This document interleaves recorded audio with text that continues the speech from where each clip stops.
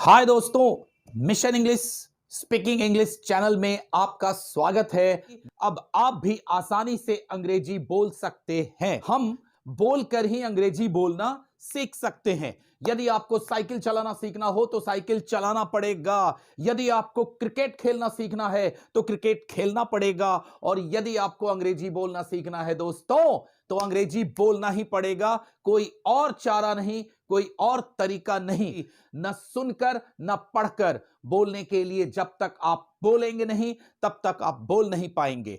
और mission English अब आपके लिए लेकर आया है बहुत ही आसान तरीके से अंग्रेजी को बोलने का तरीका। पहला, डायरेक्ट मेथड ऑफ टीचिंग, यानी डायरेक्ट मेथड ऑफ टीचिंग।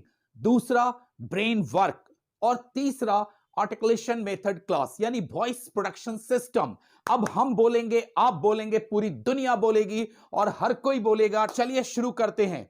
लेकिन उससे पहले, यदि आप इतने दिनों से सोच रहे थे कि कोई ऐसी संस्था हो, कोई ऐसी जगह हो जहां मैं इंग्लिश सीख पाऊं, तो अब टेंशन करने की जरूरत नहीं है। आप घर में बैठे हो, किचन में हो, टेरेस पे हो, मैदान में हो, या क्लब में हो, या फिर आप बिजनेस वर्ल्ड में हो, या आप कहीं भी हो, अपने मोबाइल को ऑन कीजिए और YouTube ऑन करके मिशन इंग्लिश चैनल को सब्सक्राइब कीजिए। और मिशन इंग्लिश चैनल के माध्यम से आप कहीं पे बैठे बैठे आराम से आप अंग्रेजी बोल सकते हैं।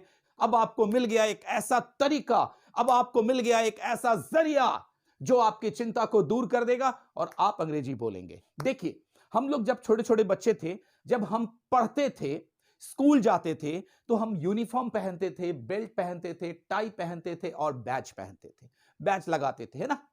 तो जब हमारा बैच टूट जाता था, टीचर क्या लिखते थे डायरी में, एल्मेनक में? Change your batch, okay, buy another batch.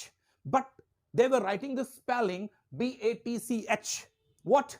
BATCH, यानी स्कूल बैच लोग बोलते हैं। तो स्कूल बैच जब आप लिखते हो, ध्यान देंगे, स्पेशली फॉर द टीचर्स, जब आप स्कूल बैच लिखते हैं तो आप स्कूल तो लिखते हैं, लेकिन बैच की स्पेलिंग आप गलत लिखते हैं दोस्तों। इसे BATCH नहीं लिखेंगे। BATCH का मतलब होता है दल, समूह, ग्रुप, है ना। लेकिन यहां जो बैच की स्पेलिंग होगी उसे हम school, BADGE, batch, school batch, झ और च मिला के बोलेंगे, school batch, school batch. Okay, तो ये एक गलतफहमी थी जो हम बचपन से बोलते आ रहे हैं। अब आइए दूसरा।